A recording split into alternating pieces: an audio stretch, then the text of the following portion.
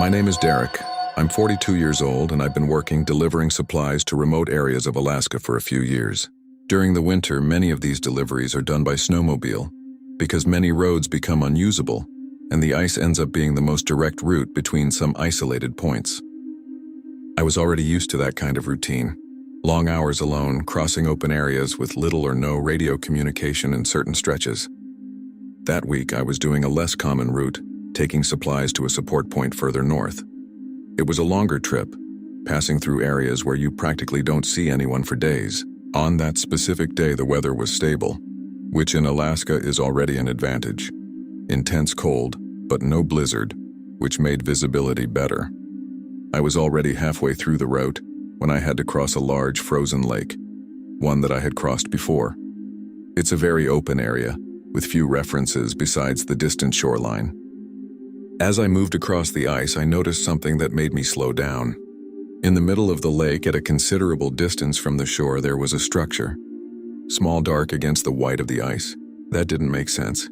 I knew that region well enough to know there wasn't supposed to be any construction there. I slowed the snowmobile even more, trying to see better as I got closer.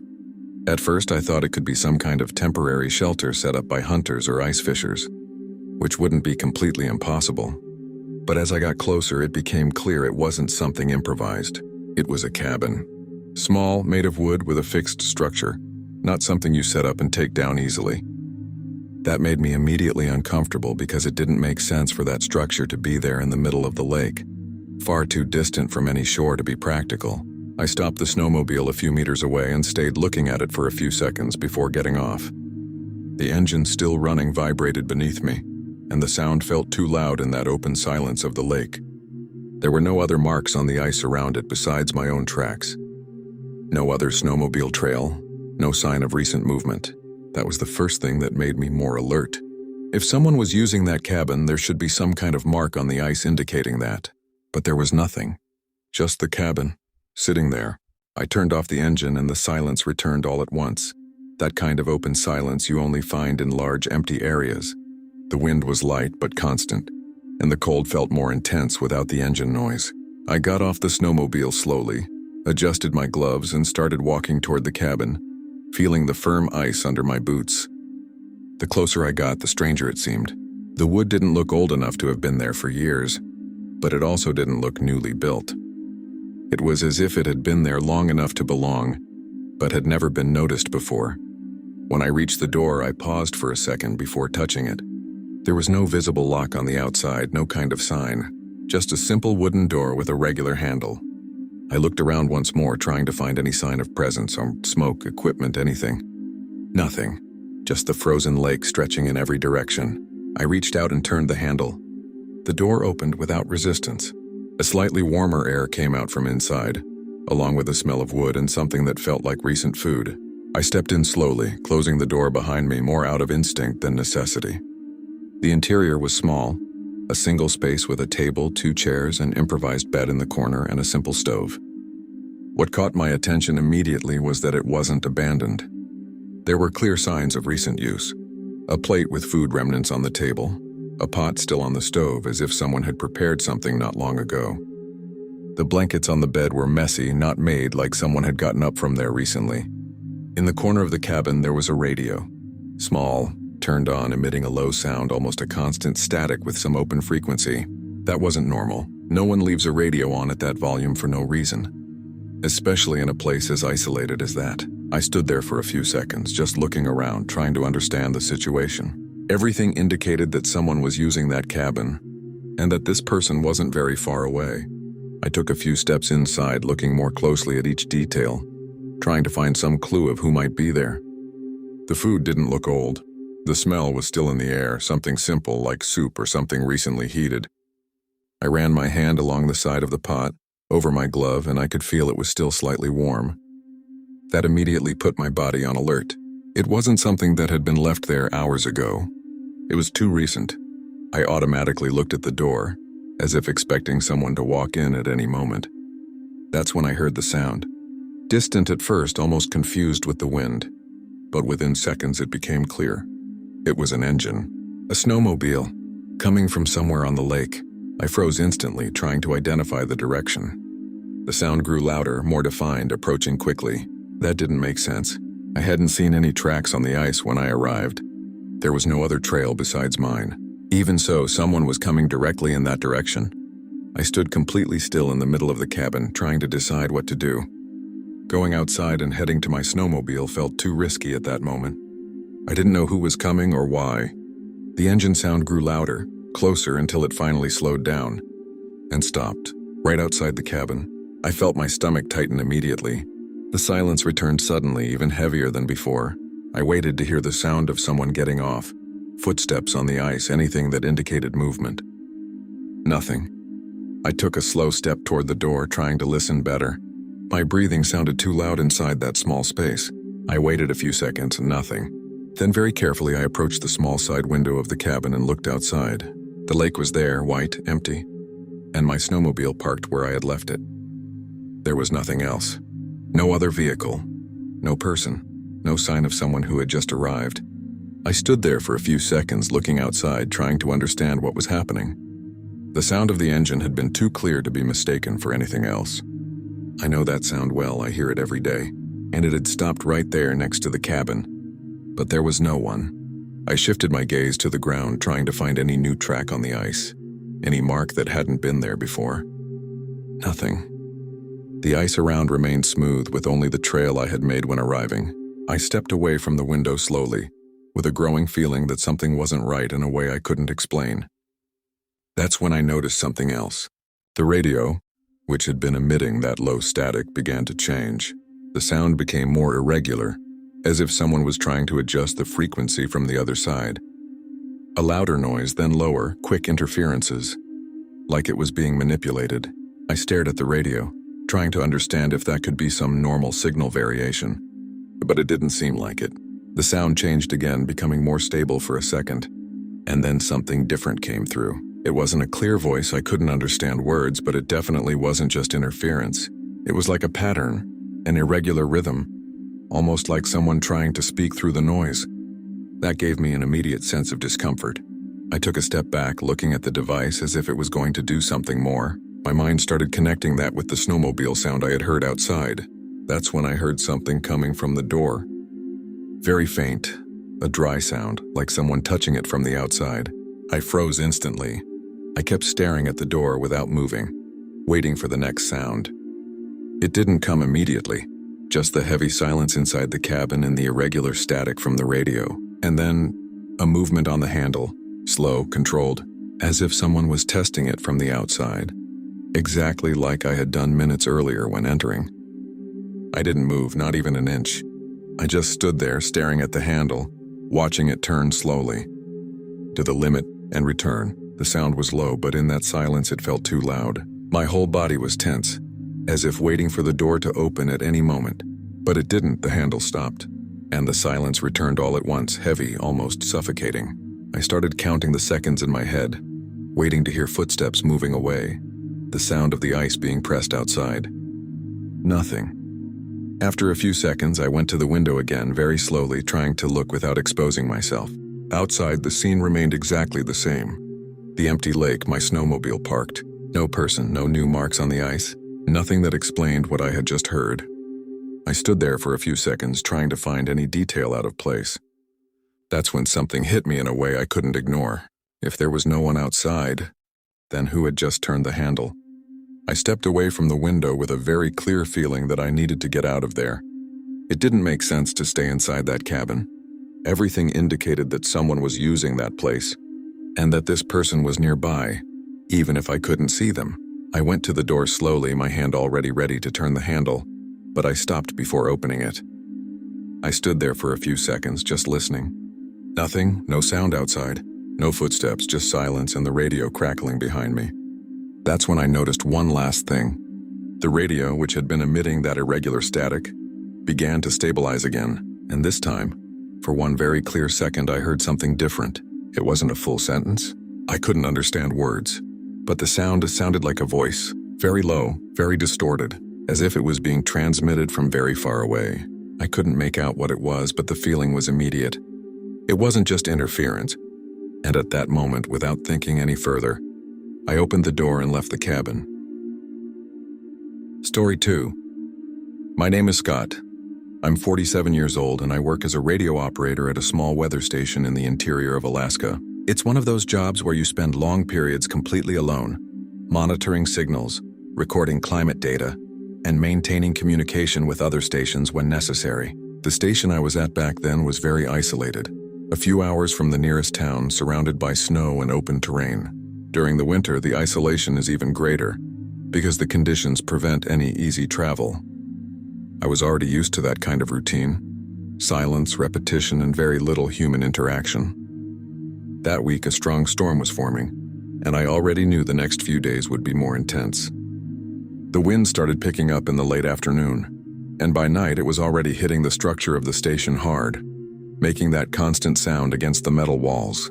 I was in the main room with the radio equipment on, monitoring the standard frequencies as I always did. It was an automatic process, almost mechanical after so much time. It was during one of these scans that I noticed something unusual. An old frequency that shouldn't have been active started emitting a signal. At first, I thought it was just interference caused by the storm. That happens sometimes, especially when the weather gets worse. But as I adjusted the equipment more precisely, I realized it wasn't random. There was a pattern.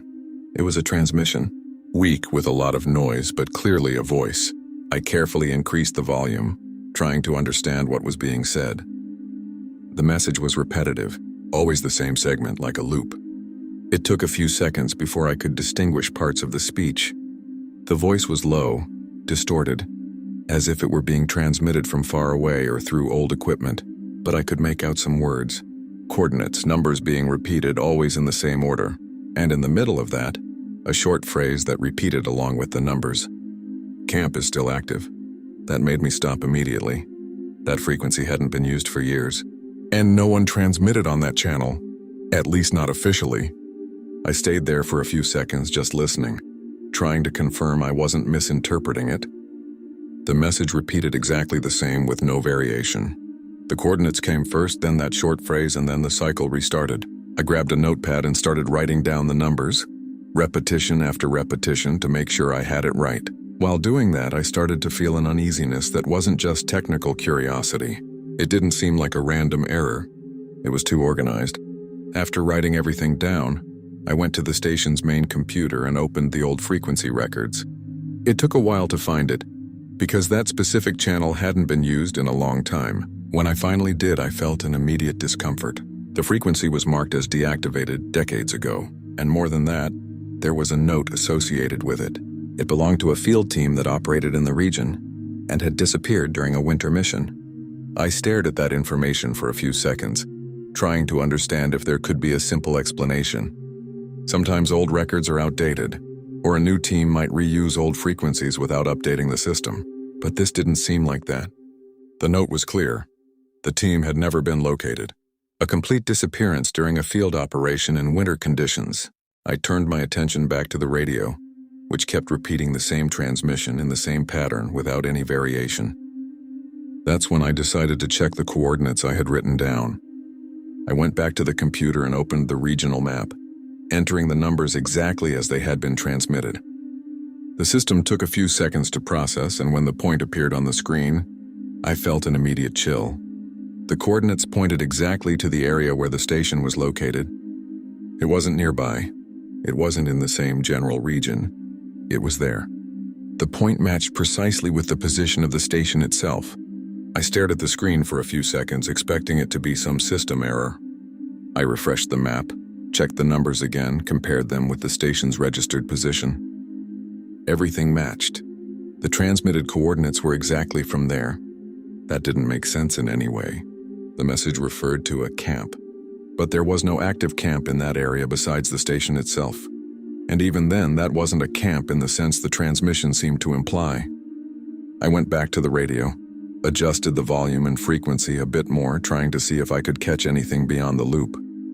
That's when I noticed a small variation, very subtle, almost imperceptible if I wasn't paying attention. Between one repetition and the next, there was a brief interval, and in that space it seemed like there was a different noise, not normal static, something more irregular, as if there was something beyond the main message trying to come through.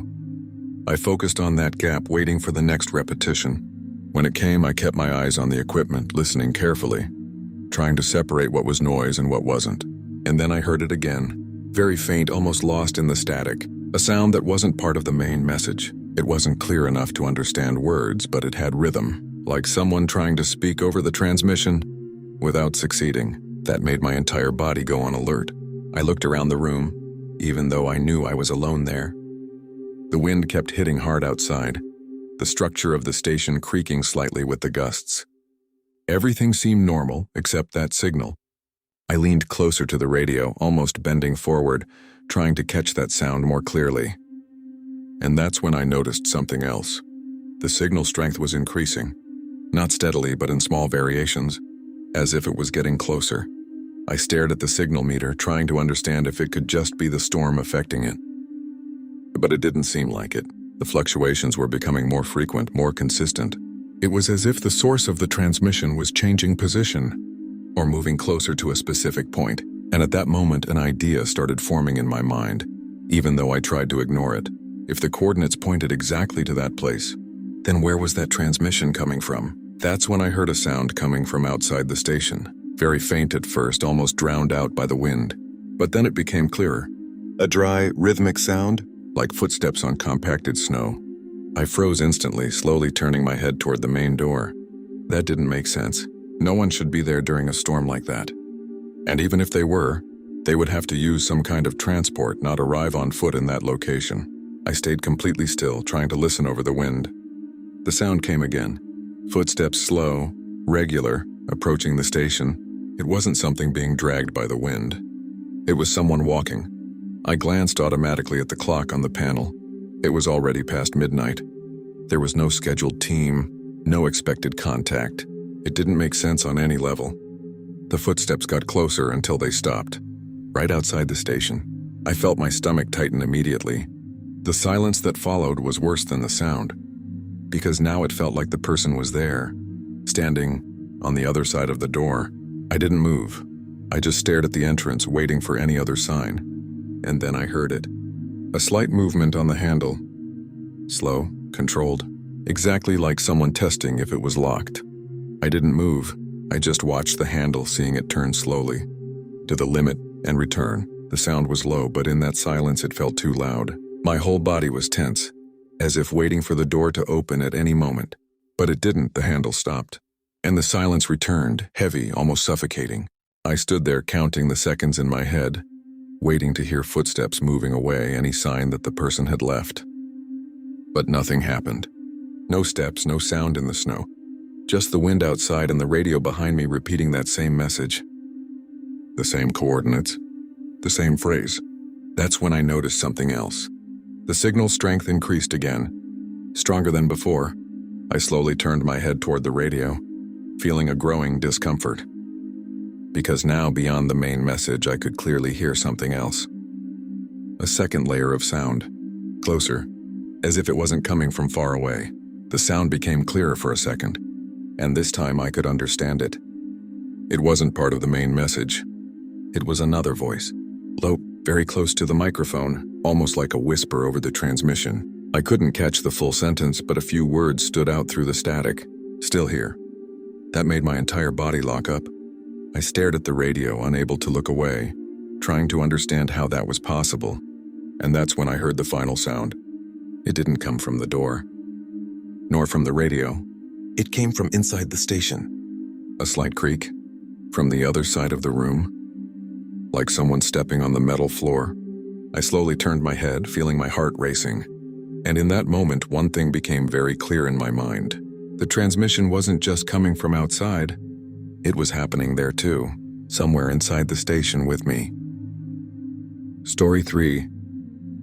I work as a small aircraft pilot and have been doing so for a few years, mostly focused on transporting cargo and supplies to more remote regions. At the time this happened, I was in the interior of Alaska, flying short routes between small villages that don't have road access during the winter. I was temporarily based near Bethel, and that specific week I had taken a contract to deliver supplies to a very remote village, one of those that only has a dirt runway and a few scattered houses. It was late winter. It was already getting dark early, And on that particular day I left a bit later than planned because the weather had turned during the afternoon. The flight itself was smooth for most of the route, but it was already completely dark when I began approaching the village area. There wasn't much visual reference, just that endless black with some lighter patches of snow, reflecting the moonlight. I had landed on that strip before, so I roughly knew where to look, but even so, it always brings a certain discomfort, because there's no tower, no proper radio, and you basically rely on what you can see. That's when a few minutes before final approach I saw something that immediately caught my attention. A line of lights aligned exactly where the runway should be. At first I even felt a bit of relief because it looked like someone in the village was trying to help with my approach. It wasn't common, but it wasn't impossible either. Sometimes someone sets up flashlights or even vehicles aligned to mark the runway when they know a plane is arriving at night. But as I got closer, I started to notice that those lights were too organized. They didn't look like car headlights or improvised flashlights. They were well-defined points of light, spaced almost perfectly along the runway as if it were a fixed lighting system, something I knew that strip simply didn't have. Even so, I continued the procedure. I adjusted altitude, aligned the aircraft, and began descending based on those lights. I remember feeling slightly tense, that sense that something wasn't quite right, but at the same time trying to rationalize it. I thought maybe the community had installed something new and no one told me, or that someone had done a very well-executed setup with lights. The wind was calm, practically no sound besides the engine, and those lights were the only visual reference in all that darkness. I landed normally, touched down without any issue, and began reducing speed, still looking around trying to understand where that lighting was coming from. As soon as the plane slowed completely and I turned to align with the end of the runway, I started looking for any sign of movement around. Usually, when someone helps with lights, the person stays nearby, or at least you can see a car, some silhouette, anything. But there was absolutely nothing. No house with lights visible from there, no vehicle headlights, no shadow moving. Just those aligned lights and the sound of the engine still running. I stared at them for a few seconds, trying to identify exactly where they were coming from, because it didn't seem like they were on the ground. It was as if they were slightly above, but that could have just been my perception in the dark. Then I pulled the brake, reduced the engine to almost off, and the moment I turned the key to completely shut it down, all the lights went out at the same time. It wasn't one turning off after another or flickering. It was instant, as if someone had flipped a single switch for all of them. That gave me an immediate shock, like a cold feeling through my body. I stayed inside the cockpit, not moving for a few seconds, staring ahead where the lights had been. Now just complete darkness. I remember gripping the controls tighter without realizing it, just trying to understand what had just happened. I didn't get out of the plane right away. I stayed there for a while, trying to hear anything besides the light wind hitting the fuselage. When the engine shut off completely, the silence became even heavier. Normally you hear something, a dog barking far away, a door closing, even a generator from a house. There was nothing. I grabbed the flashlight I always keep next to the seat and shined it through the window, scanning the area where the lights had been. There was no mark on the ground, nothing that looked like equipment, not even visible footprints in the snow near the strip. That started to bother me in a way that wasn't just strange.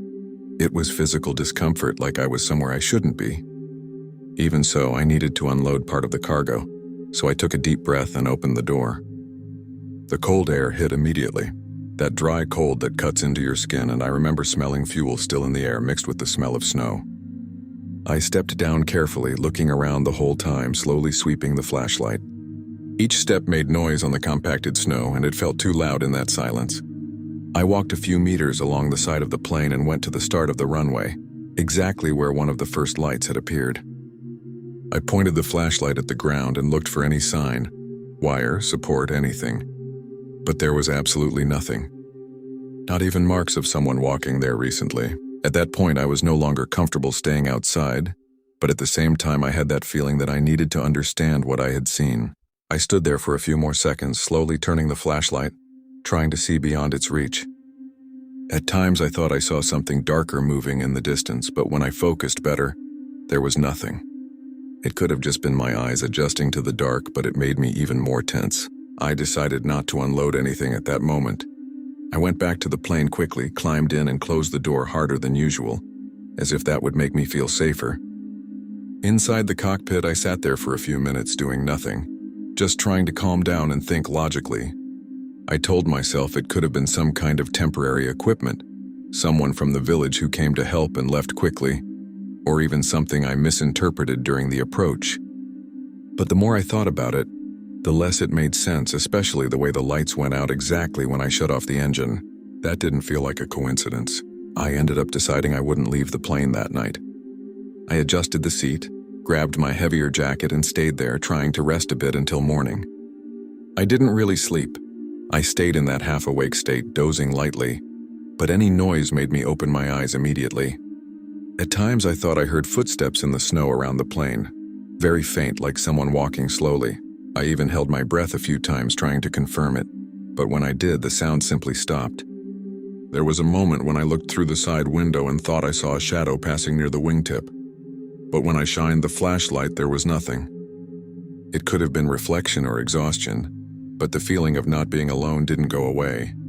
When it started getting light, that faint bluish dawn light in Alaska, I was already exhausted.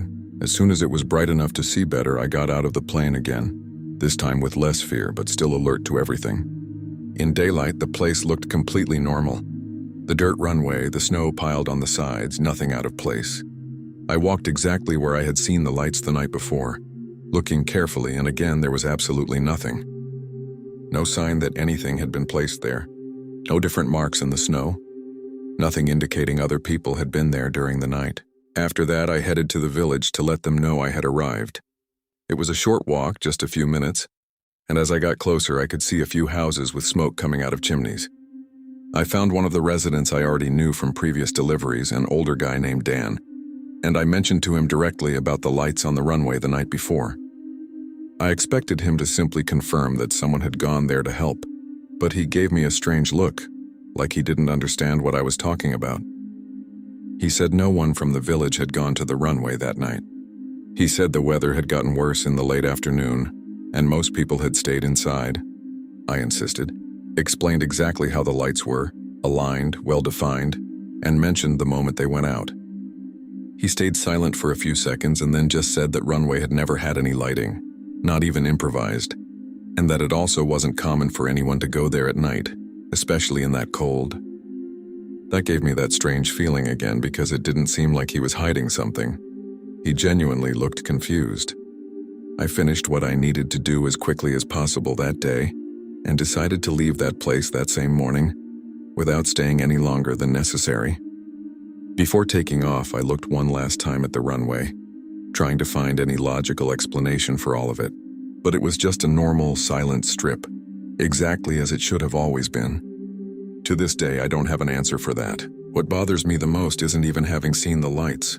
It's the fact that they were only there while I was still in the air, as if someone or something knew exactly when I needed them. Story 4. I worked in communication line maintenance at the time, and occasionally we had to take very isolated routes to reach some repeater points in the middle of the mountains. This happened in Colorado, in a very remote area near the border with Utah. I wasn't alone, I was with a guy named Mike, who had been doing that kind of work for years. We left early that day because the forecast was already indicating snow, but nothing that seemed out of the ordinary for the region. The idea was to go, make a quick adjustment on some equipment and return before dark. But the higher we got on the dirt road, the more the weather started to close in a way that didn't seem normal. At first it was just light snow, something we were used to, but in less than an hour it turned into a full-blown blizzard, the kind where you can barely see a few meters ahead of the vehicle. The wind started pushing the vehicle sideways in some stretches, and the road became practically invisible. We slowed down a lot, but there came a point where it simply didn't make sense to keep driving. Mike was the first to say it would be better to stop and look for some kind of shelter, because if we went off the road there, no one would find us until the next day. We vaguely remembered an emergency shelter along that route, used by hunters or older teams, so we decided to try to find that place before doing anything else. We moved forward very slowly, almost by instinct, trying to recognize some part of the road even with near zero visibility. After a few minutes that felt much longer, Mike pointed to the right and said he thought the shelter was a bit off the road, up a small stretch between the trees. We parked right there, because it wasn't safe to try to drive any further up, and stepped out into the snow that was already almost up to our knees. The wind was strong, throwing snow into our faces constantly, and the wind chill felt much worse than it had inside the vehicle. We walked for 2 or 3 minutes until we saw the structure, a small wooden cabin, very simple, partially covered in snow. When we got closer, the first thing that caught my attention was the door. It wasn't fully closed, just pushed shut, as if someone had come in or out without bothering to secure it properly. Right away, I thought it was strange because that kind of shelter is usually kept closed specifically to prevent wind from getting in and piling up snow inside. Mike opened the door slowly and we went in, brushing the snow off our clothes. The place was small, just one space with 2 wooden benches, an improvised table, and an old stove in the corner. But what really put me on alert was that it didn't look abandoned. There was food left open on the table, a can that was partially empty, and some wrappers that clearly hadn't been there very long. I remember exchanging a look with Mike right away without saying anything, but both of us thinking the same thing. It wasn't just forgotten food, it looked like someone had used that place very recently. The inside of the can wasn't completely dry yet, and there was a faint smell of food that wasn't old, you know? It wasn't that strong spoiled smell, it was recent. On top of that, there were boot prints on the floor, very visible because the wood was damp from snow that had been stepped on inside. And they weren't ours. You could tell they were already there before we came in. Mike said something like, "Someone must be using this today," but he didn't sound convinced. Another thing that made me uncomfortable was a flashlight sitting on the table. When I picked it up to look at it, I noticed it was still slightly warm, as if it had been used not long before we arrived. That didn't make sense with what we had seen outside, because in that kind of blizzard, anyone who had left would have left a very clear trail in the snow, and we hadn't seen any footprints leading to the shelter. I even went to the door and shined the flashlight outside, trying to find any trail, anything at all, but there was only snow being blown by the wind, completely smooth. We ended up deciding to stay there because going out in that blizzard wasn't an option. We shut the door properly, placed a piece of wood to block it more securely, and tried to organize ourselves in that small space. Mike lit the stove to warm things up a bit, and I started arranging our gear. But the atmosphere between us was already strange. It wasn't just the cold or the fatigue. It was that feeling that we had entered a place someone was still using. Several times I caught myself looking at the door, expecting to hear someone try to come in or at least knock, but nothing happened. After a while, with the wind still strong outside, we started hearing more defined sounds beyond the blizzard. At first I thought it was just the wind changing direction, because it made irregular noises hitting the cabin walls. But there was a moment when I clearly heard something different, like footsteps in the snow, very light but rhythmic, passing near the structure. I looked at Mike immediately, and he was already looking at me, so I knew it wasn't my imagination. We stayed silent, just listening as those footsteps seemed to circle the shelter, moving from one side to the other, never stopping exactly at the door. We didn't say anything for a few seconds, just stood there listening. The steps weren't fast nor heavy, but they had a very clear rhythm, like someone walking slowly in the snow, circling the shelter. What bothered me most was that they didn't go away. They didn't sound like someone passing by, it felt like they were circling us. At one point, the sound stopped very close to one of the walls on the right side, as if the person was standing there, just on the other side of the wood. I held my breath without realizing it, trying to listen better, waiting for any other sign. But there was a strange silence for a few seconds before the footsteps started again. Mike gestured for me not to say anything and picked up the flashlight, pointing it toward the door, but without opening it. We even considered going out to see what it was, but neither of us really wanted to do that. With that snow and wind, anyone outside should have been desperate to get in, knocking or calling out. But there was no voice, no attempt to open the door. Nothing but the footsteps. At one point, they passed very close to the door, so close that you could hear the snow being compressed right on the other side. I waited for the handle to move, but it never did. After that, the footsteps started to become more spaced out, as if whoever was out there was slowly moving away. Even so, from time to time, we could still hear snow being stepped on somewhere around the shelter. Never too far, but never exactly in the same place either. This went on for a long time. Hard to say how long because we had already lost track of time in there. The stove made the place a bit warmer, but the air was still cold, and I remember my hands sweating even in the cold just from how tense I was. At times, I had the impression that someone was leaning against the outside wall, because the wood made a faint creaking sound, but there was no other clear sign. We ended up staying awake the entire night, Neither of us had the courage to turn off the flashlight for long, and whenever it got too dark, it felt like the sounds came back stronger. There was a moment, sometime what I think was late at night, when the footsteps stopped completely for too long. That silence was worse than the noise because it felt like anything could happen at any moment. I kept staring at the door, waiting for some kind of movement, anything, but nothing happened. Just the wind, much weaker than before, and that strange silence around us. When it finally started to get light, it was almost a physical relief. The light coming through the gaps in the wood completely changed the feeling inside, as if we were finally seeing things as they really were. The wind had calmed down a lot, and the sound outside was no longer that constant chaos. We waited a few more minutes, kind of building up the courage, until Mike went to the door and opened it slowly. The cold air rushed in immediately, but what I was really expecting was to see some kind of mark in the snow, any sign that someone had been there during the night, but there was nothing. The snow around the shelter was completely smooth, with no footprints except ours from the previous day, which were already partially covered by the new snow. I stepped down from the small entrance and started walking around the cabin, looking carefully, trying to find some explanation.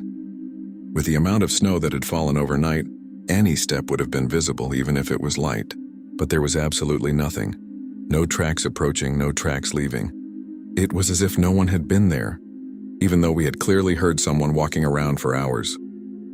We went back to the vehicle as soon as we could, without really discussing what had happened. Neither of us wanted to stay there any longer. On the way back, we tried to rationalize it, saying it could have been the wind, some strange sound effect, but that didn't explain the pattern of the footsteps, nor the fact that they stopped and returned multiple times. To this day, what bothers me the most isn't even what we heard. It's the fact that if there really was someone out there with us that night, there is absolutely no evidence that that person was ever there. Story 5. I live in a small town on the coast of Maine and have been working in fishing since I was young, especially in the winter, when we have to adapt to keep getting something out of the frozen sea. It's not exactly fishing in the traditional way. We use modified vehicles to cross the ice and reach more distant spots where it's still possible to work. On that particular day, I had left early in the morning while it was still dark, because I wanted to reach a more distant area before other guys started showing up. The ice was already well formed at that time of year, so it wasn't unusual to make that kind of trip. The crossing was calm at first, clear sky, that dry cold that makes the air feel heavier. The only sound was the vehicle's engine and the ice creaking occasionally under the weight, which is normal, but it always keeps you a little alert. I was already halfway there when I started to see a different shape ahead, kind of dark against the white ice. At first I thought it might be some abandoned equipment or even a patch of thicker ice, but as I got closer it became clear that it was a small boat, a fishing one, stuck in the ice. That already seemed strange to me right away, because at that time of year practically no one left a boat in that area. When the ice starts to form, everyone either removes their boats or leaves them secured near the shore, not in the middle of a crossing. I slowed down and approached carefully, observing more closely. The boat was slightly tilted as if it had gotten stuck while there was still water there, and then froze around it. It didn't look damaged or overturned, just out of place. I turned off the vehicle a few meters away and stayed there for a few seconds before getting out, trying to understand what it was doing there. When I stepped onto the ice and got closer, I saw that inside the boat there was organized equipment, folded net, some boxes, nothing scattered or showing signs of sudden abandonment. That confused me even more because it didn't look like someone had left in a hurry. That's when I noticed a portable radio attached near the panel. It was one of those simple short-range communication radios, common among fishermen in the area. I don't know exactly why, but I picked up the radio and pressed the button to turn it on. It took a second, made that typical static noise, and then started transmitting something. At first it was just static, that irregular sound, but within a few seconds I could make out a voice. It was a man, speaking somewhat quickly, like someone trying to stay calm. He was saying something like, "Can anyone hear me?" and then repeating coordinates that I didn't immediately recognize. The voice sounded recent, it didn't have that muffled quality of an old recording. I stood there holding the radio, instinctively looking around as if I expected to see someone responding from somewhere. The message continued for a few seconds and then stopped, returning to static. I pressed the button to try to respond, said that I was in the area and asked who was transmitting, but I got no reply. I waited a few seconds, tried again, and nothing. That's when the radio crackled louder and the voice came back, this time clearer, saying that he was stuck in the ice and couldn't get out of the boat. That gave me an immediate sense of discomfort, because I was literally inside the boat at that moment and there was no one there with me. I looked around again, this time more carefully, trying to find any sign of movement in the vast expanse of ice around me. I got off the boat quickly, almost without thinking, and started walking around it, looking in every direction. The place was completely open, with nothing that could hide someone, just ice as far as the eye could see, with some surface variations and small natural elevations. There was no other boat nearby, no vehicle, no recent marks indicating movement. I went back toward the boat, trying to stay calm, and started examining the area around it more closely, expecting at least to see footprints, any trail leading away. But the ice was practically untouched, with only some older marks already hardened by the cold. I climbed back onto the boat and picked up the radio, trying to pay closer attention to the transmission. I waited a few seconds and then the voice came back again, now more tense. He repeated that he was stuck in the ice and mentioned that he had been there for a while, that he didn't know how much time had passed. The way he spoke didn't sound rehearsed, it sounded like someone truly desperate trying not to panic. The problem was that none of it made any sense because there was no one there. I started to feel a tightness in my chest, a mix of confusion and that more rational kind of fear, like when you realize something doesn't match reality. I began to look at the boat more carefully, trying to find anything that could explain it. I ran my hand over the seats, the boxes, opened one of them, and everything seemed normal, nothing out of place. There was no ice buildup inside, which suggested the boat hadn't been there for that long.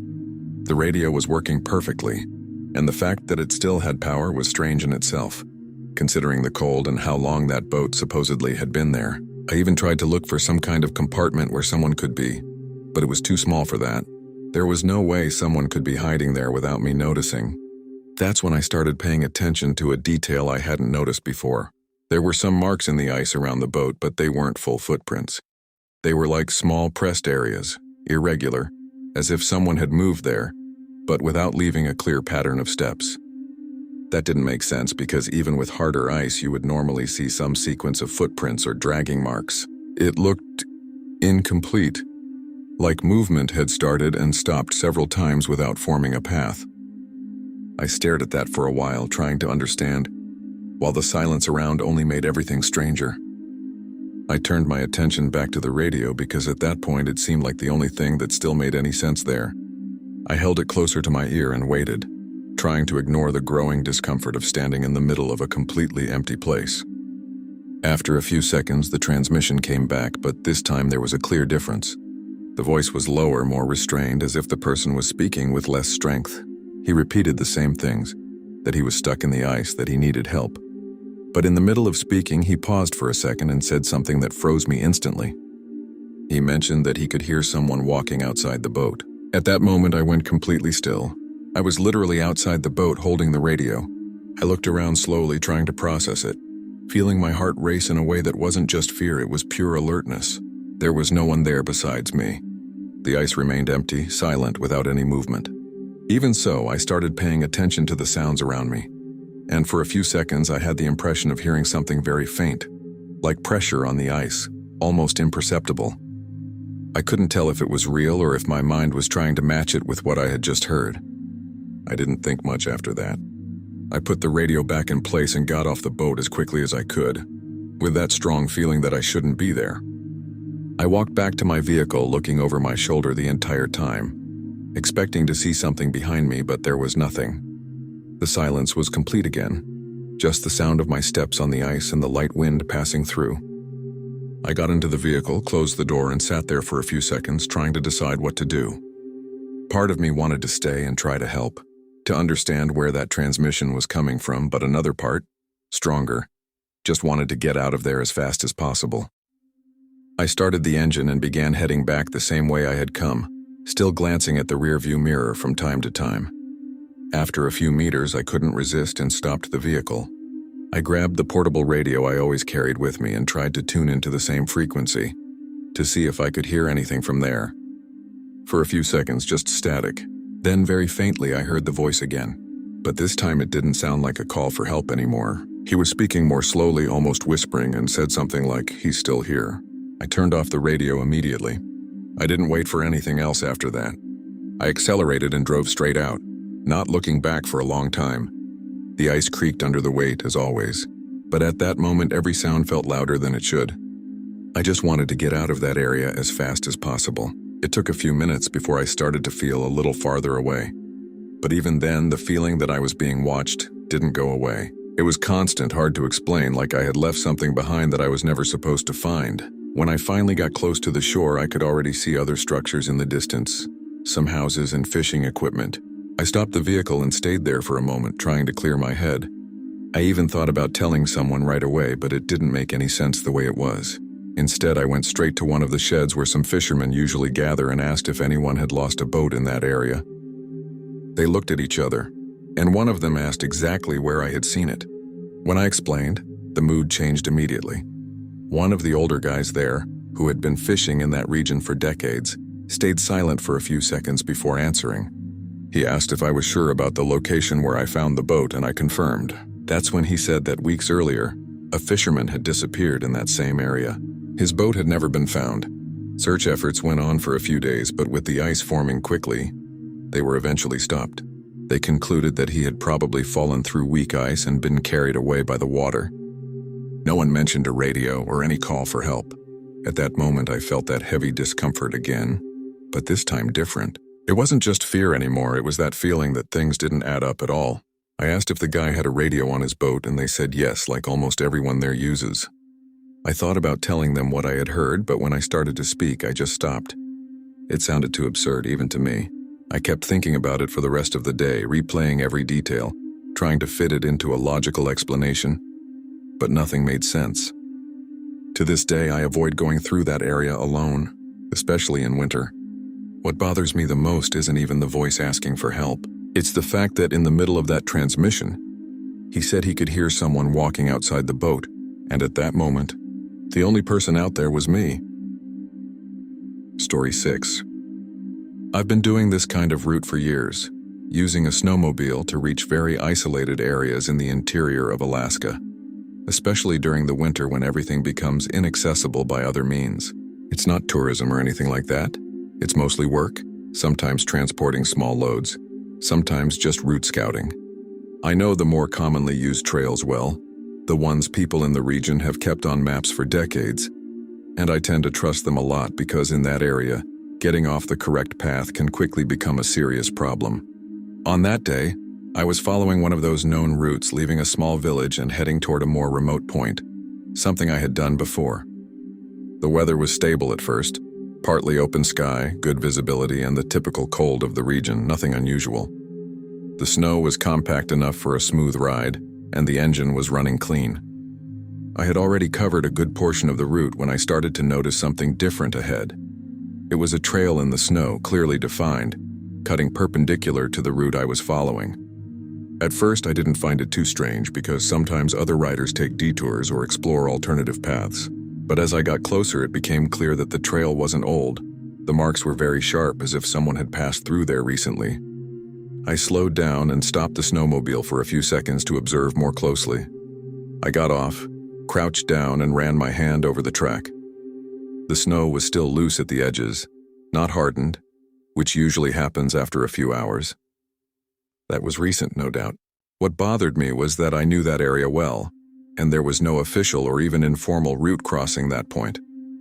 There was no cabin, no known hunting spot, nothing that would justify someone opening a trail in that direction. Even so, I stood there for a few seconds trying to rationalize it, thinking maybe someone was exploring or creating a new path. I can't say exactly why I decided to follow that trail. Part of it was curiosity. Part of it was that instinct of, since I'm here, I'll see where it leads. I aligned the snowmobile with the tracks and started following slowly, staying alert to my surroundings. The trail was very consistent with no deviations, as if whoever made it knew exactly where they were going. As I moved forward, I realized I was getting farther from the main route than I expected. The trees started to thin out, and the terrain became more irregular with small rises and depressions that I didn't remember seeing on the maps. After a few minutes following that trail, I could no longer see any sign of the main route behind me. I stopped again and looked around more carefully. The silence there was heavier than usual. That kind of silence you notice when absolutely nothing is happening around you. No strong wind, no sound of animals, just the engine idling and my own breathing inside the helmet. I thought about turning back at that point because I was starting to feel uncomfortable, but at the same time the trail continued, clearly marked ahead, as if it led somewhere specific. I kept going for a few more minutes until the trail began to slope slightly downward and opened into a clearing. As soon as I came out of the tree line, I could see the terrain better. It was a relatively flat area, with snow more compressed in some spots, as if there had been recent activity there. I turned off the engine and just looked, trying to understand what I was seeing. There were marks from other vehicles, not just one trail but several tracks crossing that clearing, going back and forth as if multiple machines had passed through there in a short time. But there was no structure, no cabin, nothing to justify that kind of activity in that place. I got off the snowmobile and started walking across the clearing, examining the tracks more closely. Some were very recent, you could tell by the still loose edges. Others were already more compact. It didn't look old. It looked like that place had been used recently, maybe even that same day. I tried to imagine what could have happened there. Some kind of gathering, a group of hunters, anything. But there was no sign of a camp, no trash, no temporary structures. Just the tracks from the machines and a few spots where the snow was more pressed down, as if someone had stood there for a while. That's when I heard it for the first time. A very distant sound, almost blending with the wind, but with a pattern I recognized immediately. Engines.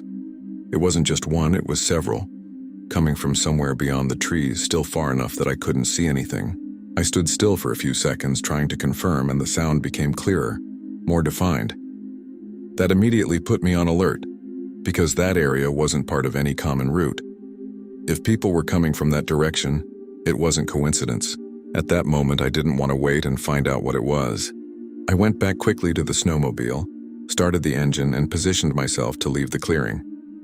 The problem was that when I looked back to find the trail I had used to enter, it was no longer as visible as before. The wind had started to pick up, lifting fine snow from the ground and spreading it over the tracks. I could still see parts of it, but it was no longer a continuous line like before. That gave me an immediate sense of tension, because without that trail I would have to rely only on memory. And in that area that's not reliable at all, I tried to follow in the direction I believed I had come from, keeping the snowmobile at a moderate speed so I wouldn't lose control. Meanwhile, the sound of the engines continued in the distance, and it seemed to be getting closer, more present. It was hard to tell exactly where it was coming from, because the sound carried differently across that open terrain. But it didn't seem to be moving away. It seemed to be approaching. I started looking around more, trying to find any visual reference, some tree, some formation I recognized, but everything looked the same, covered in snow, with no clear point of orientation. As I moved forward, it became clear that I was no longer following the same path as before. The tracks were almost completely erased now, and the wind only made it worse with every passing minute. I began to feel that kind of pressure that comes when you realize you might actually be lost, not just slightly disoriented. The sound of the engines was now louder, more constant, and at times it seemed to come from more than one direction. That made me even more alert because it didn't sound like a small group. It sounded like multiple vehicles moving fast. There was a moment when I slowed down and almost stopped, trying to listen better and decide where to go. That's when I realized the sound wasn't just distant anymore.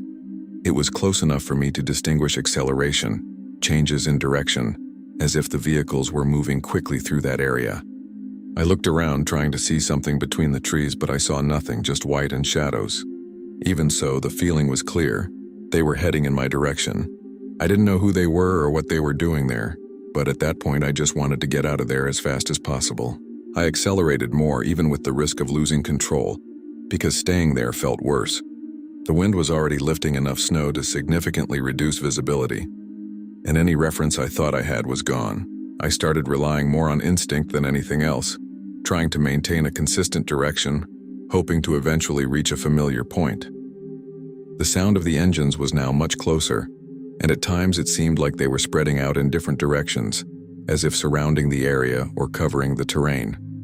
Then, for a few seconds, I saw something between the trees to my right. It wasn't clear. It was quick, but it looked like the silhouette of another snowmobile moving between the trunks, parallel to my direction. I turned my head immediately to try to see better, but I couldn't confirm anything. Even so, that was enough to put me on even higher alert. If there really were others there, they were moving fast and knew the terrain better than I did at that moment. I gripped the handlebars tighter and kept accelerating, no longer looking to the sides. After a few more minutes, which felt much longer than they actually were, I began to notice a slight change in the terrain. The trees started to become a bit denser, and little by little I began to recognize some features. Small rises, a section of more tilted trees, things I had seen before. That gave me some hope that I was returning to the main route area. The sound of the engines was still there, but it no longer seemed as close as before, as if it had fallen behind or changed direction. When I finally found a more defined trail, recognizable as one of the routes used in the region, I didn't hesitate. I aligned the snowmobile and followed it straight ahead without slowing down. I only reduced speed after a few minutes when I was sure I was back on a known path. I stopped the vehicle for a moment, turned off the engine, and listened. The silence returned gradually and the engines were no longer audible. That brought immediate relief, but at the same time left a strange feeling, as if everything had suddenly stopped. To this day, I don't know how to explain what I found in that clearing or who those people were, if they were even people. What bothers me the most isn't even the trail that didn't exist on the map. It's the fact that if I had stayed there a few more minutes, I probably would have met whoever was coming in my direction. And honestly, from the way they were moving, I don't think it would have been a normal encounter. Thank you very much for your company until the end. Your support is what gives life to this channel. If these stories have caught you, don't forget to leave your like and comment on your opinion. And if you are not yet part of our community, sign up now to receive the next real horror stories.